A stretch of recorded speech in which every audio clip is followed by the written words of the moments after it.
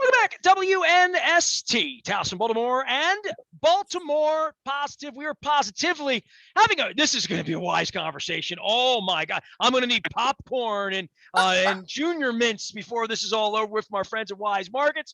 We are also moving the Maryland Crab Cake Tour downtown back to Lexington Market. We'll be at Fadley's on Wednesday morning. Dan Roderick's going to be joining us. We'll be talking about fly fishing, 10 o'clock, 2 o'clock, 10 o'clock, 2 o'clock. And also the Maryland Crab Cake Tour will be at Costas this week as well. Don, this is your baby. I mean, these are mutual friends of mine. I don't think they've ever met. I'm not sure if they even know about each other. They both love baseball. They both love music.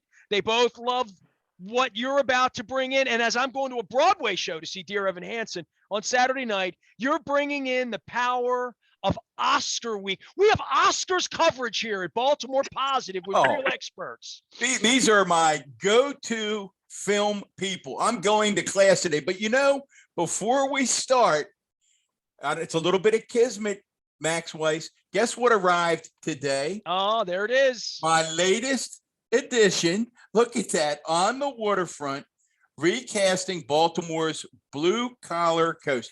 I cannot wait. I love this. You are the best pitchman Baltimore Magazine has. Well, it's incredible, dude. Tell Title Bomb I'm sending a bill. Well, look, not only that, you get this little card that falls all over your family room. You have to go pick it up. But here's what I'm struck by before we get into movies.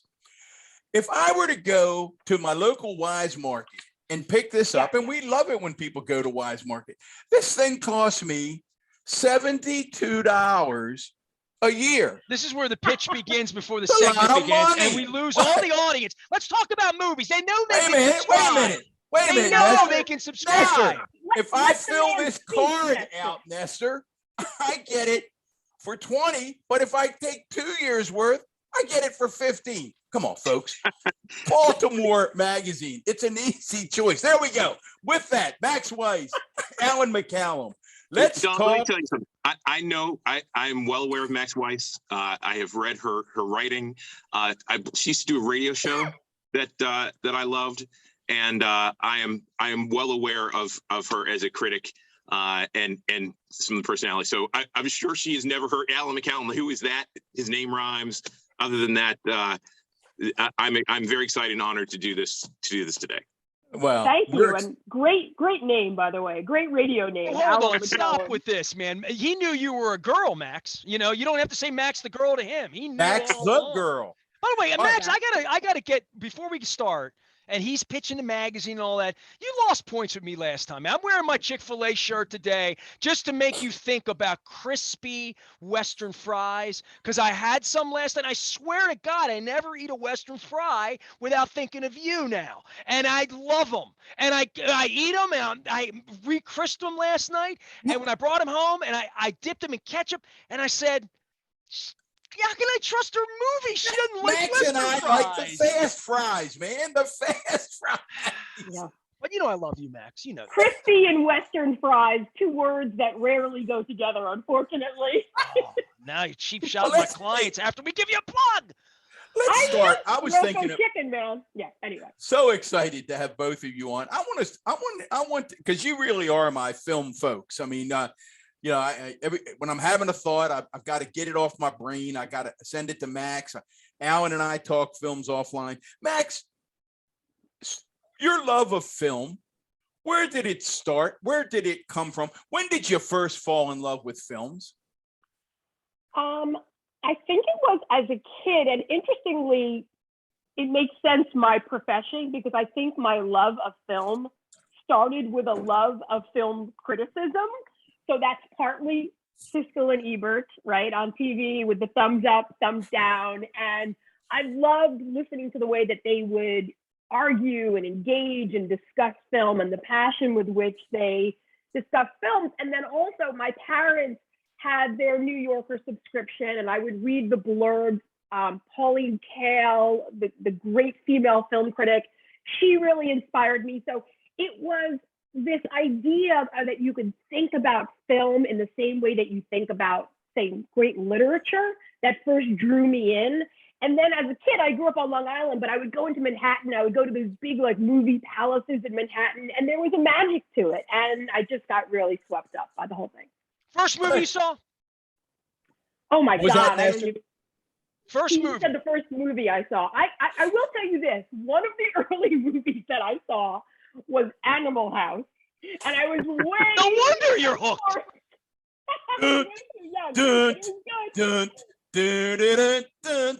That's, Spaz was quite an actor. That's all. Alan, what was your, like, Alan and I have loved baseball. So, Max, I'll give you a little background on Alan. Alan was my baseball reporter beginning in 1995. He's been in my life ever since. My friend Sue Monday, who worked with Don, was my English teacher in 10th grade for To Kill a Mockingbird and Catcher in the Rye, discovered Alan at Oregon Ridge, where they were sort of hanging out, working, listening to the arts and stuff. And Alan, like, is into music and, like, but your movie, Alan and I never talk movies because I Because never you see don't watch movies. I don't watch movies. Thank you, Correct. Alan. That's That's correct. why we don't There's talk a- movies.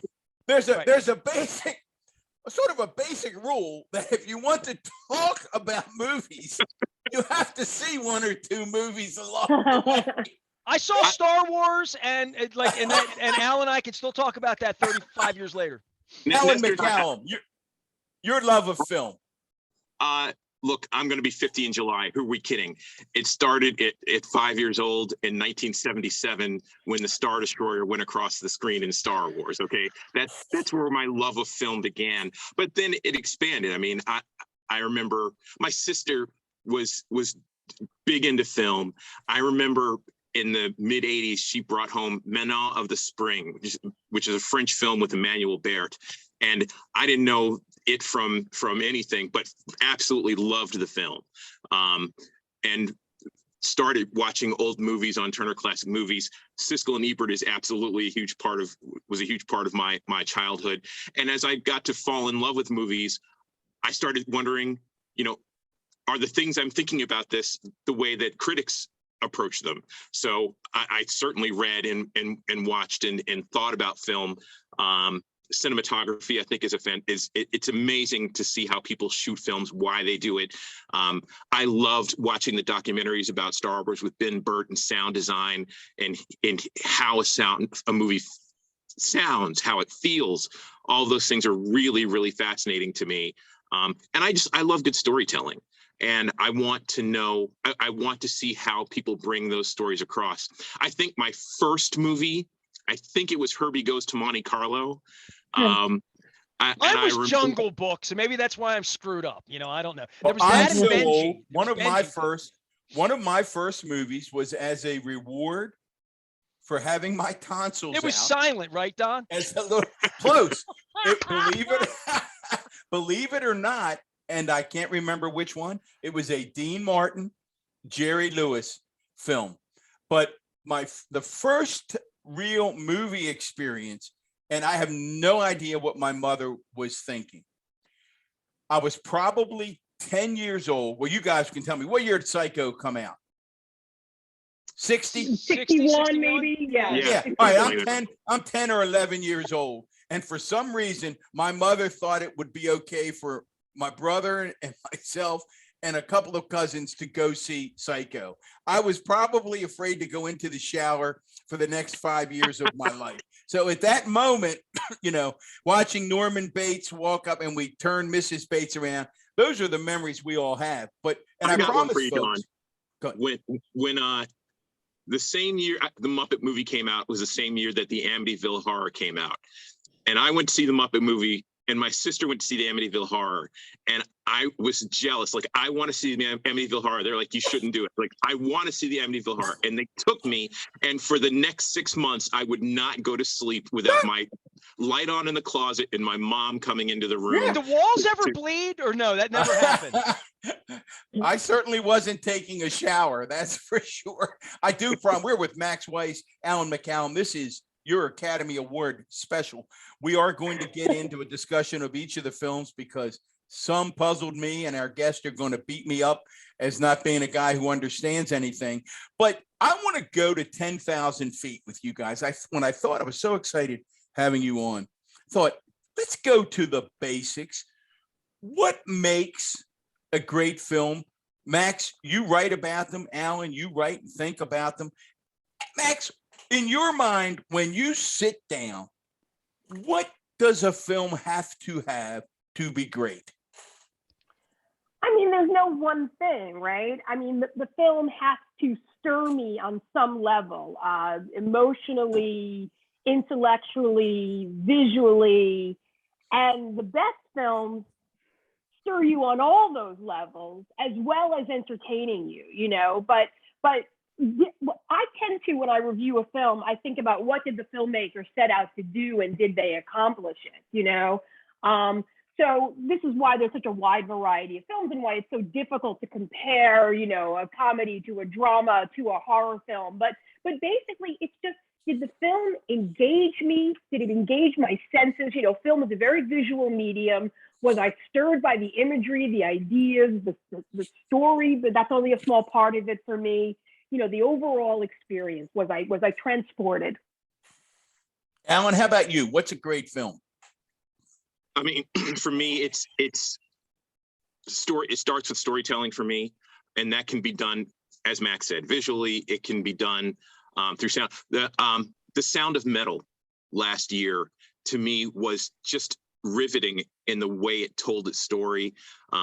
The expression of story through sound, the loss of it, and how that made the main character turn and move in his life, I thought was really interesting.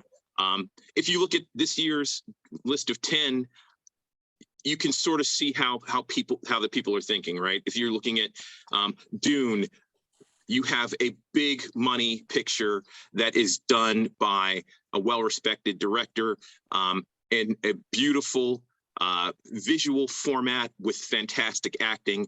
You look at The Power of the Dog, that is a very divisive film that people have issue over, but is beautifully shot, is incredibly well acted, and you can't really miss a moment in it and understand where you are at the end. Then you have a film that, like Coda, that is uplifting, family-oriented, funny. It's a much more accessible film. So, I mean, they come from different places, but I think ultimately a great film is about what the filmmakers are trying to convey. Do they do that successfully? As Max said, does it engage you visually? And do you walk away? For me, do I walk away actually thinking about the film, thinking about what it meant, what it was trying to say, and if they were successful in doing that? I think that leads us, before we start taking a look at each of the films, I think that leads us to one of the questions that people often ask, and that is, why is there so often a disconnect between big box office successes, let's say a Spider-Man, and films that end up on a 10 best list? Because I'm sure both of you, like me, have friends say to you all the time, never even heard of that film. I've never even heard of that film. If I had a nickel for every time a friend of mine said, I've never even heard of that film, I'd be a rich man. Why, Max, is there a disconnect between what the public appears to want to see based on their votes being box office receipts, versus what critics put on a list? I mean, I kind of feel like that's true for virtually every art form, you know, from, you know, literature to fine art to music. There's always going to be the things that are more challenging, that are more rewarding ultimately, but more challenging, that really require some thought. Maybe they require a little bit of previous knowledge of the medium. And then there are things that are sort of instantly accessible, and you just can sort of like turn off your brain and enjoy them. And by the way, I love those kinds of films too. I will say that, and we could do a whole show on Marvel and DC Comics. I'm so over that. Like, as a film critic, it's so frustrating to me that it seems like 70% of all major releases right now are either Marvel or DC Comics. That's frustrating. Are you over it, Max? Max, are you over it? I'm sorry to interrupt, but I'm just curious. Are you over it because you feel as if they're mailing it in? I wouldn't say, well, yes, to a certain extent, they have a formula and they cleave to that formula, and they're too big to fail, right? So the films are always a certain level of competence. They're never terrible. There are too many smart people who know what they're doing when they make those films, but they leave me cold. They do not move me in any way. In the beginning, I was sort of amused by them, but now I'm like, enough. But my point was, there's tons of hugely popular films that I have loved over the years. I'm not like some snob where I have to see some highbrow film to enjoy it. I just like the entire panoply. I want it all basically. And also whatever you're doing, do it well. But I don't think film is any different from any other medium in terms of there being sort of gradations of what people are interested in consuming. Can I ask this then? Like both of you, Don, how many movies will you see this year? And I don't mean old Turner classics. I mean like new release. How many movies will you see in a given year? New movies. That's a great. I should have prepared. 20, 30? I don't know. You tell me. Way past 20. Max, how many do you see in a year? I probably see about 120. Alan, you? So before the pandemic, I could tell you I would easily go to the movies to see something different once or twice a week. Right. Usually so after once or twice a week, 75 to 100. That right? What you just said. And now with the having, as we're coming out of it, I still haven't really gone back. I'm sure we'll talk about that at some point, but I'd probably say 75, 80 right now. And that's just waiting for them to hit on demand so I can watch them at home. Let me ask Max, because the critic in her, and wherever the bar is, I mean, Don watches Orioles games. So does Alan. So you guys have time to kill that I ain't got. So does Max. But Max, Max watches a lot of Orioles too. Max, with you when you're doing this, because you've done it like professionally, they do it for kicks and giggles. You're doing it like really to have because you're a movie critic.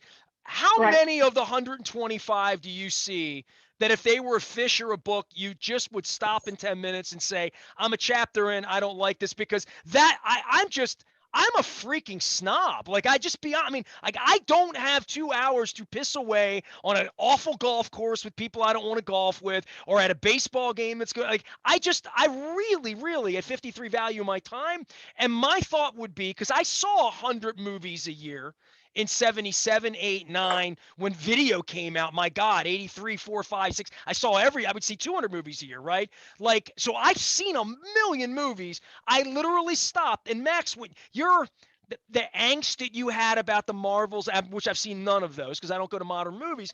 I was at an Adam Sandler movie where I got free tickets, and I used to take my kids to the movies. I used to give Alan movie tickets when we would get them at the station, and I would see a dozen, 15, 20 movies once a month or whatever.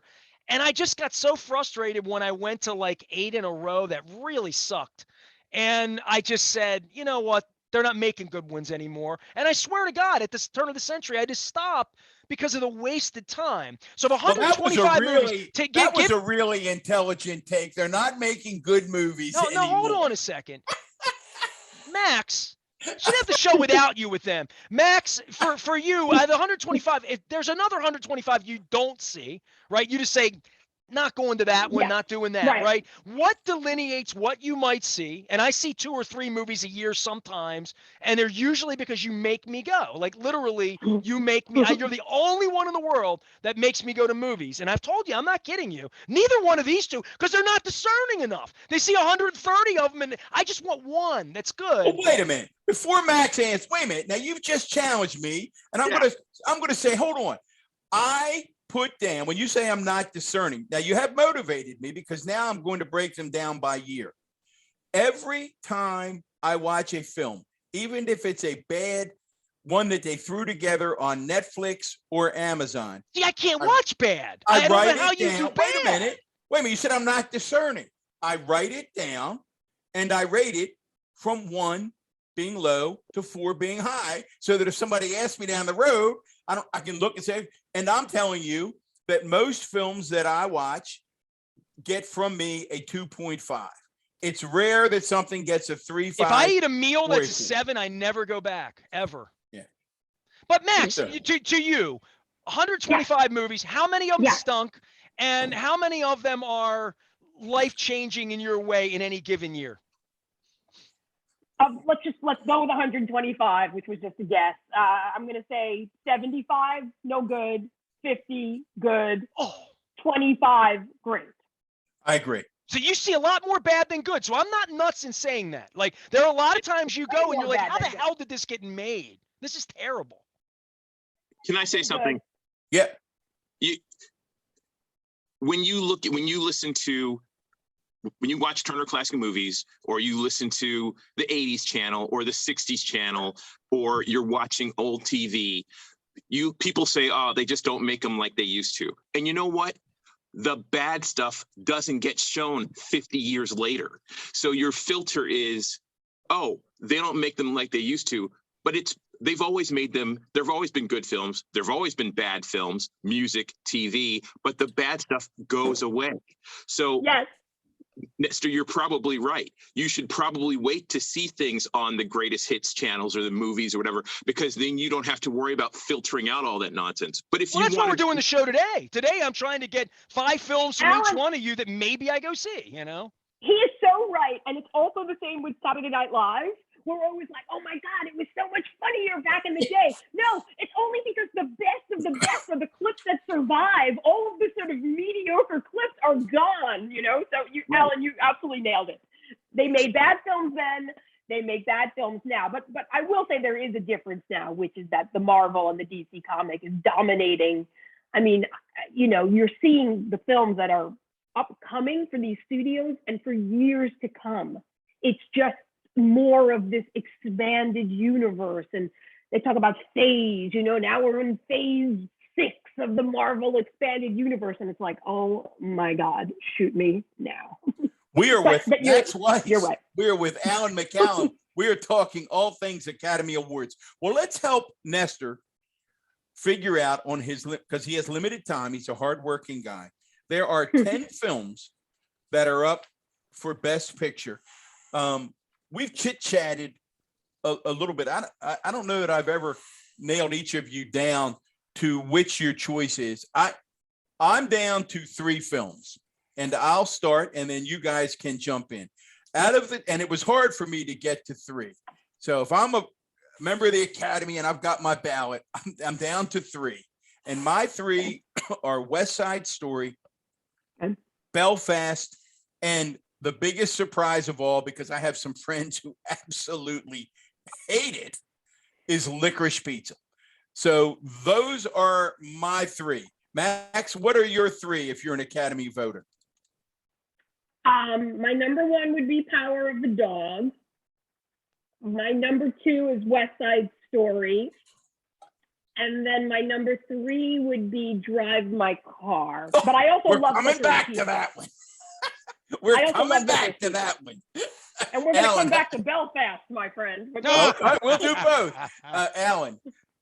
Well, look, since they've expanded to 10 films, I often look at the list as the 5 that are truly worthy and the 5 that they're using to get people excited about film, to make it feel more inclusive. Like King Richard, Coda, Don't Look Up, to me feel like the films that are either more accessible, feel good, or the kind of film that everybody saw on Netflix, and you think this is a film that stirred people and is worthy. Everyone told me to see Don't Look Up. Of all these things, I don't know anything. I don't know anything about movies, right? I don't know actors. I know nothing. Don't Look Up is something that kept coming back to me to the point where I damn near watched it. I almost watched it because it felt current and whimsical, and it felt like an hour and a half. I'd at least be entertained, even if I didn't like it. I'm not sure. I love Alan's take. I'm not sure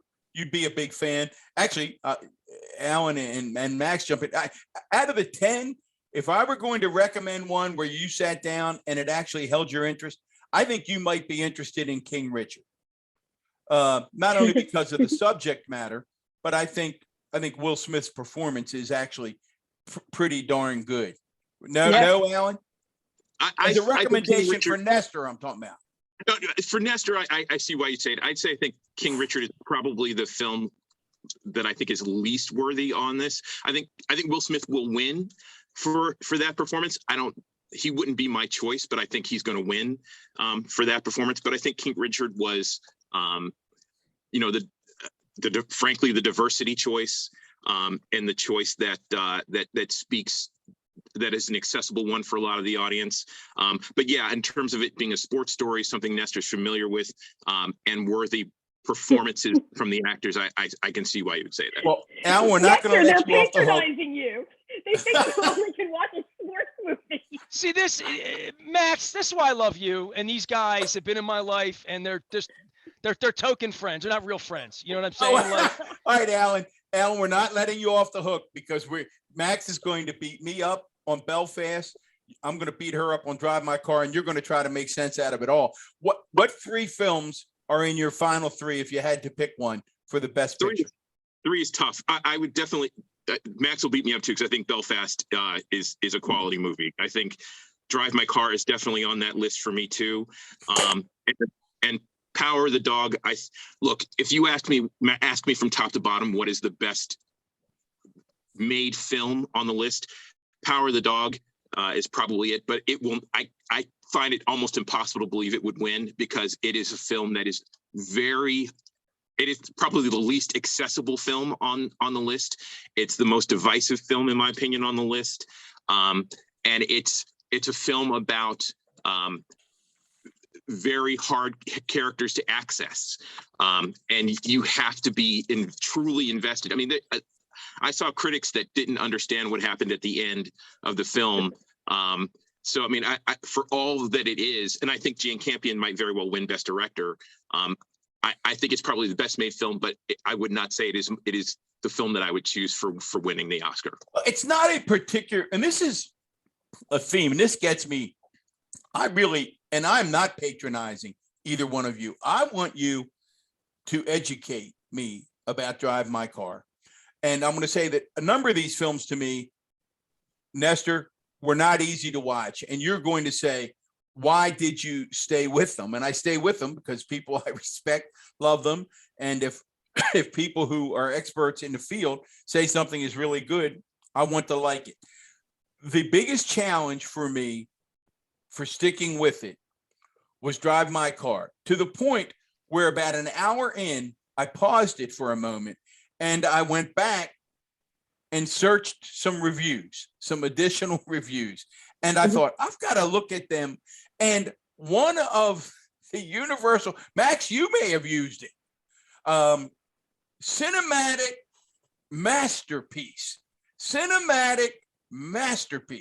And at the end of 3 hours, I looked at my wife and I said, well, that is 3 hours I will never get. That's what I said when I left Billy Madison that night at Cowson Commons, and I never went back. I went over to Melting Pot, and they're not even a sponsor. I don't even like melting. I don't even like fondue. And I went. That's how bad it was. And maybe Palos was closed that night with the little sesame sticks.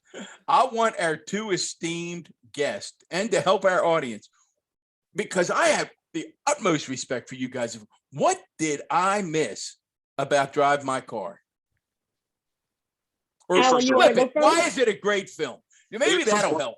There's one esteemed critic on this panel, and I lay all difference down to Max.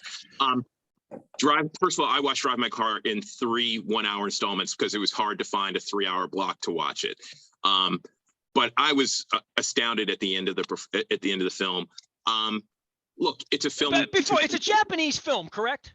Yes. Okay, I'm looking these up because our audience may or may not be familiar with this. This is not an easy movie to find. I mean, people are like, where can I watch it to some degree, it's right? on HBO Max right now, if you want to see it. It's a film. I mean, I guess the premise, without giving too much away, the main character is an actor / director on the Japanese stage. He has a method for how he learns lines and breaks down a story, and he is married and has an interesting relationship with his wife, and the story is basically about coming to terms with certain things about his marriage, the relationships that impact that marriage, and while working in his genre. To me, the film, what makes the film so wonderful is that it's about communication. It's about the things that don't get said with our words. It's about the things that do get said with our words, and the things that get said beyond the words. It's That about. sounds very Japanese to me. I've spent time in Japan. It's not an American film. I mean, there's no. I don't think there's any missing that. There's some cerebral, but not in a way like Power of the Dog, where you can't figure out what's going on in some places unless you're really paying attention. I think the themes that are happening in the film are very human, and they use the vehicle of Uncle Vanya, which is a Chekhov play, that to sort of communicate some of those things, which is a fascinating choice. But I think what makes it wonderful is that everybody in the film is responsible for their own situations to one degree or another.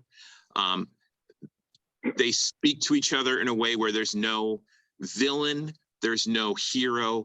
It's just people trying to figure out who they are in their lives and in place in the world, and how it all makes sense, and how they can work together to both accomplish their goals and feel more human when they walk away from things. I would say it is a very Japanese film, but I think it's beautiful and it's quiet. I think it's beautiful in its. That's Japanese. and it's a very tender film that forgives people for their weaknesses and indignities, almost mostly to themselves as opposed to someone else. Max Weiss, what you say?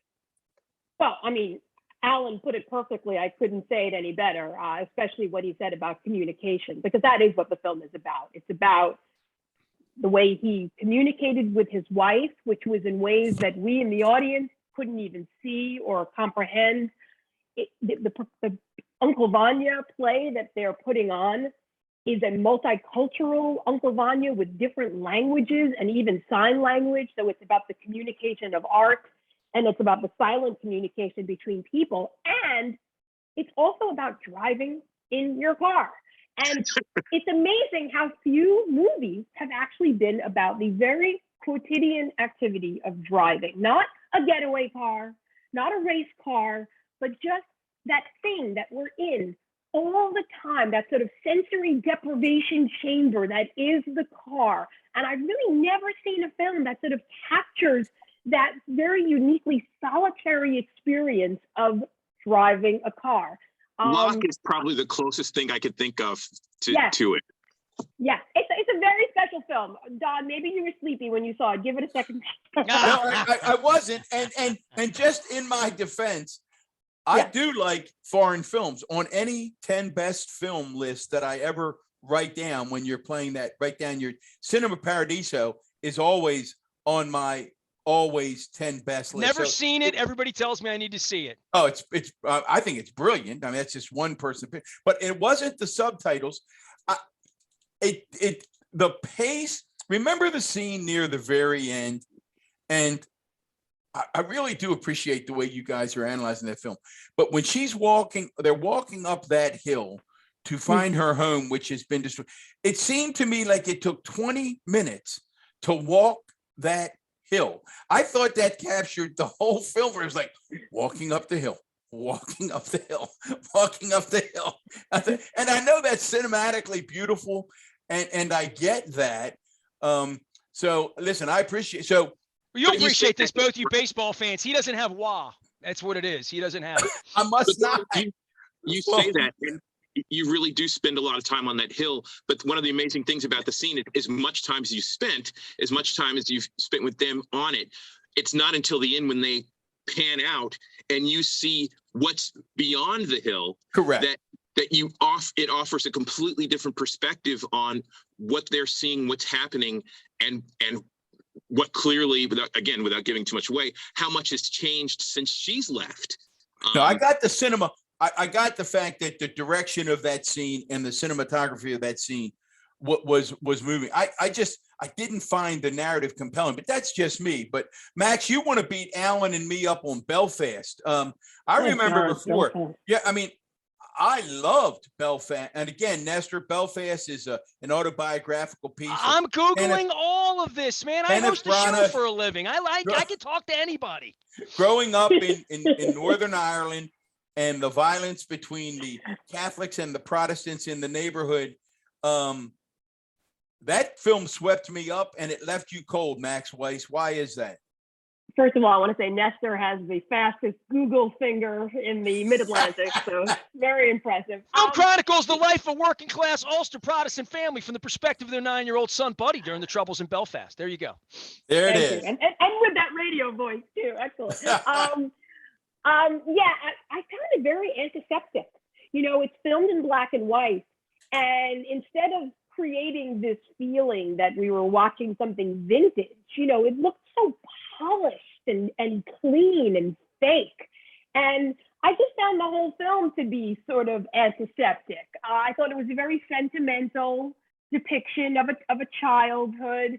I didn't find the emotions in it real.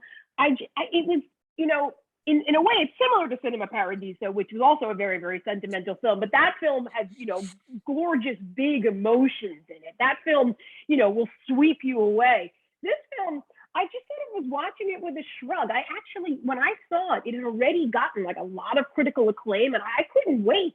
And then I'm watching it, I'm like, this is it? I've seen so many. By the way, Dear Evan Hansen, I'm going to the Real Theater on Saturday, and I know nothing about Dear Evan Hansen. I have not Googled it, but people telling me there is expectation, right? When you send me to a movie, Max, and I really go, like, if I ever see Don't Look Up, I got to write these down. But if I ever see it, there will be a level of expectation that if I'm giving it 2 hours of my time, I'm expecting it not to be a 10, but to be an 8.5, to be something I walk out and recommend. And I think that when you say sentimental, it speaks to Don. Movies are that way, right? Like Don would love anything sentimental because it's the way Don is. Alan, I think you would love anything sort of sci-fi that's well put together because it's where you are, right? That was a great. Go ahead, Alan. I'm sorry. I'm a sci-fi fan. I'm not going to tell anybody. Everyone that knows me knows that. But just because you slap a sci-fi sticker on it, I mean, like everything else, there's good sci-fi and there's bad sci-fi. For me, I like films. I believe they're films. I think they're flicks. I think they're franchise pictures, and I think there's room for all of it. Yeah, the franchises are overwhelming the system right now. But the films are out there. You have to look for them. But for me, a film like Belfast, I thought for me it hit all the sweet spots. I thought it was really well done. I thought it was beautifully shot. I think the performances are great. You know, I went back because Judi Dench was in it. And the first time I was concentrating on the other performances, and I thought, you know, she didn't do much. And then I watched it a second time. I was like, wow, how wrong was I? Well, and I've got to jump because Max nailed it and Nestor picked up on it. And this is why we love arts and cinema and theater. And Nestor, there's no chance that we can oversell Evan Hansen. There's just no chance. Just all three people on the panel seen Evan Hansen or Alan? Yes or no? I saw the movie center when I was here, and I haven't seen it. No, I haven't seen it yet. I saw the movie, not the play. I've seen it twice. Is the movie the play the same thing? Not a big fan. Don't judge it. Don't judge it. No, you can't judge it by the movie. Okay, the movie fair enough. The movie screwed it up. Okay, fair enough. That happens. Yeah, you can't judge it by the movie. But the movie's making Max not go to the show. Yeah. The movie, they're not even the same. You can't judge it by them. Edie Brown said it was great, and in Edie I trust. So it's spectacular. See, me too. So we trust the same people. That's important. I run a concert hall, right? So a lot of the times when people are going to see shows like Evan Hansen, I'm working shows like Evan Hansen. Right, so right, you're in the back making it work. I haven't seen it. You're working the board. The Max said something, and I thought, damn it, she just hit it. You picked up on it. We all have sweet spots. Alan used the term sweet spots. There is no doubt that for better or worse, I don't know what my mother did to me in the crib. I have a sweet spot for sympathetic, touching characters that I care about. I cry every week at This Is Us. It's ridiculous. You would think that after 900 episodes of This Is Us, you'd stop crying. But so that is a sweet spot for me. I always say my guilty pleasure is I even watch and even write them on my list. I even watch the Hallmark movies at Christmas time. I can take that 90 minutes and watch that Christmas happy ending or Hanukkah happy ending every time. But Max, you wrote about, I was really worried about watching, get your Google finger working, Nestor, Licorice Pizza, because my friends are probably as friends that I really respect, that I call my film buddies. They're all over the place on Licorice Pizza. And I said to my wife, whew, I think we're either going to really like this. Coming of age drama comedy. Paul Thomas Anderson. I've heard of people in this film. This maybe when I was younger, this was something for me. Well, it felt, and I texted Max yesterday. I don't know if you agreed with my observation or not now, and I didn't say it to you. About 20 minutes in, I said to my wife, ooh, this has a George Lucas American Graffiti feel to it, from the score to the way it was shot. And it had my sweet spot, which is I cared about everyone in the film. And I know that's a Don Mohler weak spot. It took me forever to watch that damn Succession because Max wouldn't let me let it go. So I finally went back, and she's right. She hooked me on Succession. And even though there's not one admirable character in the damn show, she does have me hooked. But Licorice Pizza had people I cared about. And Max, I loved your description of the female lead. Do you remember what you wrote using the word pathetic? No. Do you have it in front of you by any chance? No, I'd have to pull it up again, but it was basically intriguing, conflicted, pathetic. Oh, I said it's focusing on the sometimes antagonistic, sometimes grudgingly affectionate relationship between an enterprising high school student, Cooper Hoffman, and a smart, sad, restless photographer, Alana Haim, who still lives at home with her family. And smart, sad, restless, not pathetic. Better. Smart, sad, restless, who still lives. I mean, that character, you talk about caring for someone. And again, spoiler alert, Nestor, the ending of that film, you'll say, no kidding. Now that you've described kind of the ending of that film, for me, it was like, yeah, sorry to my friends that didn't like it. Yeah, it worked for me. What's your take on that film, Max? I absolutely love the film. I think American Graffiti is a good analogy. A little bit of Tarantino's Once Upon a Time in Hollywood. Paul Thomas Anderson, his films are a little weirder than American Graffiti. American Graffiti is a very accessible film. His films take all sorts of weird turns. And I saw Boogie Nights, by the way, and I loved Boogie Nights. So that's how I'm familiar with his. Boogie Nights to me is one of the better movies I've seen in the last 20. I don't see enough to say, but it's a movie I liked. Boogie Nights is amazing, but if anything, his films have gotten weirder, more eccentric as he's become more confident as a film. I mean, he is, to me, maybe the best American filmmaker not named Scorsese or Spielberg. He is way up there. But it's just a film that is so evocative of youth and first love and that period in Hollywood in the 70s. And I love his main character, who's this hustler kid who's got so much confidence. And then this kind of pissed off, younger woman, her life has not gone the way that she wants. And she sort of grudgingly forms this attachment to him. And you get so invested in their relationship. But it's a wild film. It has all these things, all these set pieces. 1 minute they're doing car races. 1 minute he's in jail. 1 minute he's selling water beds. It's filled with all of these unexpected twists and turns. It's so engaging, and it's so great to see a filmmaker who is so gifted at the height of his powers, and he's just in control of the whole thing. And the music is amazing. I mean, the use of Bowie and other, it's for me, it's why I go to the movies. It's one of those films, and I do love this, and I call it different than a score, right? In other words, I think of a score as John Williams putting, score soundtrack. Goes to that soundtrack, but the soundtrack for this, it's one of those ones where in another day I would have gone right to Sam Goody and picked out the CD. Alan, your take on Licorice Pizza? I mean, for me, it felt like a combination of Once Upon a Time in Hollywood and Almost Famous. I felt like there's a lot of Almost Famous in this movie. Paul Thomas Anderson is a freak. I mean, the way he makes films are like few others. And I really liked it. One of the things I asked myself after seeing a film is, who is this film for? I would say that I had a hard time answering the question at the end, who is this film for? The characters are incredibly engaging. I'm slightly in love with Alana Haim right now, because the way everything about her just sort of makes sense to me in a I have no idea what she's doing kind of way. And I really like the relationship, as illegal as it actually was through most of the film.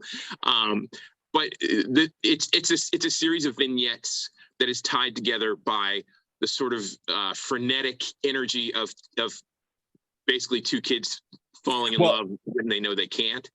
And I really enjoyed that, but I did feel a little disengaged from it, just in the sense that I was trying to figure out. Often when the question is, who are they? I can't answer the question, who is this for? I feel like the answer is often it's for the director. They're making it as an homage for something that moved them, something about their lives, something they're trying to communicate, not just to the audience, but often to themselves. And that's a very personal, private thing that you can't always get into. So when I recognize that, I try to appreciate it. But I mean, everything from the performances to the movement of the film is it's a lot of fun. So 3 thumbs up. Is that correct? All of you have raved about this film. I gave it on the Mohler meter. I gave it 3.5 out of 4. I think Don and I liked it a little more than Alan, but I think Alan is still recommending it. Is that correct? Do you guys agree that he made a choice? Because one of the things I commented to my wife halfway through that really worked for me, and I liked it, was, and I said, I wonder if that was a conscious choice, that he did not cast either as the male lead or the female lead, what I'll call a Brad Pitt, Sandy Bullock type. In other words, movie star looking good kids that exist in people's minds is what high school kid or young. But he cast normal looking people. I think it was important. I think it was important that he cast people that were not known to us and did not have glorious Hollywood looks, because you needed to identify with them as they moved through these sort of whimsical, random things with people who were often either beautiful or purposely not beautiful. They were a good balance for what was happening around them. Yeah, I thought that and was of course, the last question on Licorice Pizza. Cooper Hoffman Go ahead, is Max. Philip Seymour Hoffman's son. Did you know that? So the young man, the lead, is the son of the late great actor Philip Seymour Hoffman, Who was in Boogie Nights, by the way. Who collaborated with Paul Thomas Anderson quite a bit in The Master. So that adds a sort of layer of poignancy. And Alana Haim, she's in a band called Haim. They're an amazing band. I'm actually going to be seeing them in DC next month. Now you're talking Nestor's language, Max. Yeah, do you know Haim? It's spelled Haim. I am aware of the band, but I wasn't aware of her, and I am aware of the movie, and I did see some stuff coming out, but I was not moved to see the movie until this segment. So, Don, you've moved me along. My wife's always looking for a movie. Don't Look Up, you guys know? That was also brought up. No? Everybody's waving that off. I didn't dislike it. I thought it was, I probably gave it 2 stars on the Mohler meter if I go back. Yeah. I mean, it was fine. I want to, 2 quick points here, and I know we're running up against it. One, you mentioned Judi Dench in Belfast. I'm going to go back and pick on Max again, and it gets to, unfortunately, the Mohler sentimental piece. I agree with you that I thought she was insignificant until the last scene when she says, and Max is right, it pulls at every one of my heartstrings. She looks at and says, "Don't look back." Well, I was done. You know, I mean, it was like, okay, that's all I needed Judi Dench to say was "don't look back." And that moved it up another point on the Mohler meter. Real quick, it would be unfair of us to leave Licorice Pizza if I didn't ask both of you, what do you make of the dust up about some of the outcry about what they say is the stereotypical use of Asian accents in the film? I've read a couple of things that said that was offensive to folks. What do you make of that? I think P.T. Anderson is sort of divorced in a way from some of the zeitgeist of the day, and maybe had he realized how this was going to land with people, he might have left it out. He's kind of one of these artists who's just so in his own mind and so creative. Obviously, the film is not racist. Obviously, he's making a comment about the kind of casual racism that flourished. Boy, if you can't do that in a film, I mean, go check your panties at the door. I mean, like, make a real film. Piss people off. Right. Portray real racism. Yeah, portray real evil. That's a friggin' movie. I mean, it's different. I can't believe people get upset about that, you know? Right. People do get upset. Sometimes they don't think about the intent of the director, or they're afraid that it's going to be misunderstood by the audience. But the truth is, the director is not responsible for irresponsible people consuming the film, you know? So I don't really have a problem with it. Or even responsible for irresponsible performances within what someone might say in a mythical movie, right? How awful someone might be, right? Yeah. I think Alan, what did you think? I think it's a society we get caught up in the current day's context. And when you're looking through a filter, either it's something that is commenting on the past or is from the past. It's important to understand what it meant then. And it's unfair to look at things from a modern day standpoint when they go beyond the realm. If you're a 20-year-old kid and you hear someone, I grew up with the term black as Black people. And I had a friend who was significantly older than me who used another word, and it caught me by surprise a few times. But I realized that when she was my age, that was the word, and it was unfair to judge her by the thing, knowing who she was. That it was unfair to judge her by today's standards. So context is important when you're particularly when you're consuming entertainment, music, film, television, and unfair to judge it by the things that are happening in 2022. All right, I want to reset. Max Weiss is here from Baltimore Magazine. Alan McCallum, my longtime baseball insider, of course, Don Mohler. We're doing movies. We're doing Oscars. I've written all this down, and because I'm like the host and in charge of all this, West Side Story. I've seen the show on both sides of the water. I've seen the movie a million times. My wife, however, who turns 50 in a couple of months, has never seen any of it. Not really familiar other than the song, couple soundtrack songs, and Jets and Sharks is sort of so when the stage show was on, like NBC Live or whatever was going on, they did the actual film on some channel back when I had cable TV 3 months ago. And my wife watched the first 12 minutes of the 1965 Rita Moreno, you know, like all that, and just said, this sucks. She didn't want to watch the show, the movie. She just fell out at how hokey musicals made to television in the 60s, probably like your son, Don, just fell out. How is this West Side Story? Because all three of you have referenced it. It will be a point of reference on Sunday night, obviously, right? And most of us are familiar with some facet of the old movie or the stage production, or we're in the stage production at Dundalk High at some point. Max, start with you on West Side Story, because I know you have a basis of all of it. Yeah. I think the movie is brilliant. I think it is so thrillingly cinematic, the way that he directed it, that if you can't get charged up by seeing just all these swirling kinetic bodies in the street of New York dancing and singing, well, then you and I don't appreciate film in the same way. That being said, there are some people where musicals are just non-starters. They're just like, people don't do that. They don't sing and dance in the middle of the street. I mean, it's like, I don't get how you can watch a Marvel film and that's A-okay. But people dancing and singing in the street, you know, that's when you draw the line. Max, my favorite. I got to stop you, because my favorite example of that, and Alan, you'll remember, and Nestor, I hadn't thought about it till Max just said that. My wife and I still laugh about it. We're in the theater watching The Natural with Robert Redford.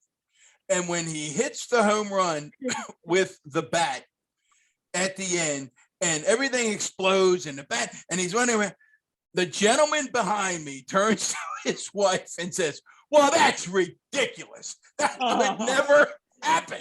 I almost fell on the floor. The guy was disappointed in the whole film because that Wonder Boy bat could never hit that home run, and he was done with that film. Well, you lost me at that point, right? You lost reality. You pulled the string on the parachute and took me out of the movie. I said to his wife, "That's ridiculous." You know, in the book, he strikes out, right? Right, he strikes out in the book. So, guy would have liked that. Anything else on West Side, Max? Yeah, just real quick. I mean, when you're talking about one of the greatest composers of all time, American composers, Leonard Bernstein, one of the great choreographers, Jerome Robbins, one of our greatest living directors, full stop, Steven Spielberg. It's written by the great playwright, Tony Kushner. I mean, come on. Wait a minute, don't forget lyrics by Stephen Sondheim. I mean, this is the height, this is the peak of American excellence. I love it. Alan, send in the clowns on Sondheim, or are you on this? Are you into West Side here? One of the great honors of my life was walking Stephen Sondheim through Strathmore for an hour about 10 or 12 years ago. Wow. He is my favorite Broadway figure. One of the first things I remember watching West Side Story as a kid on TV with my mom and my sister, and being riveted. Look, it's a fantastic film. It's a fantastic remake. It's for me, it's very hard to divorce myself from the original. That said, the first 2/3 of this film I think are absolutely amazing.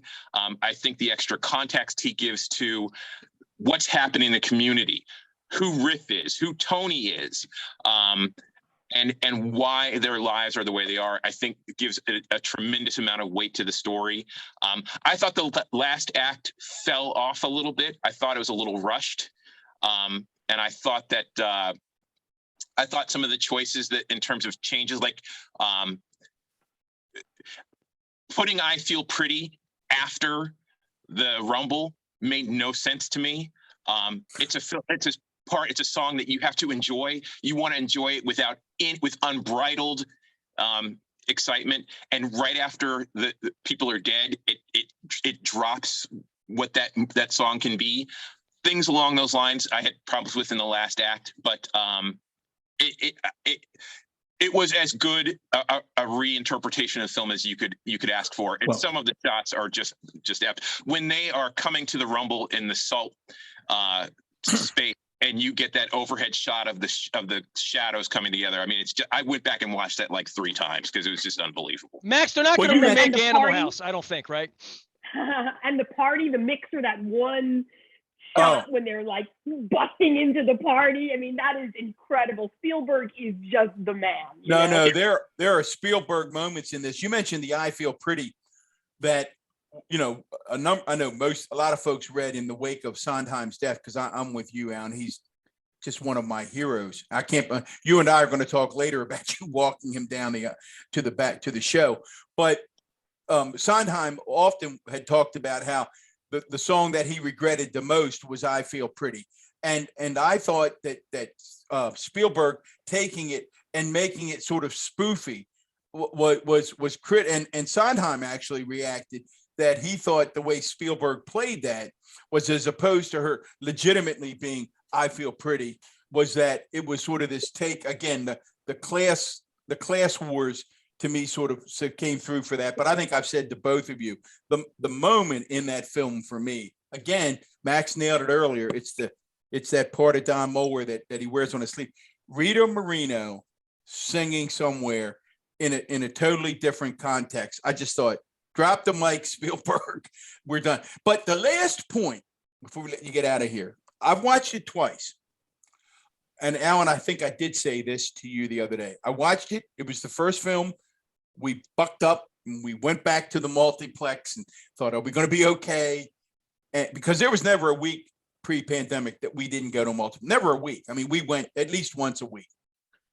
And we felt safe, and I was overwhelmed by the film. So it comes out on demand now, and I watched it again, and it was still terrific, but I wasn't overwhelmed. And I thought, there's a film, there's an example where our being in the multiplex and having that choreography that Max alludes to, and those shots that you're talking about, Alan, the overhead shots, really work on that panoramic screen that I lost a little bit on the small screen. So my question for both of you is, have you masked up and ventured back?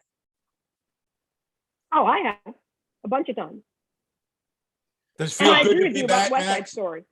I agree with you about West Side Story. That is a film to see in the theater. I mean, that's part of what I love about it so much. That is a movie.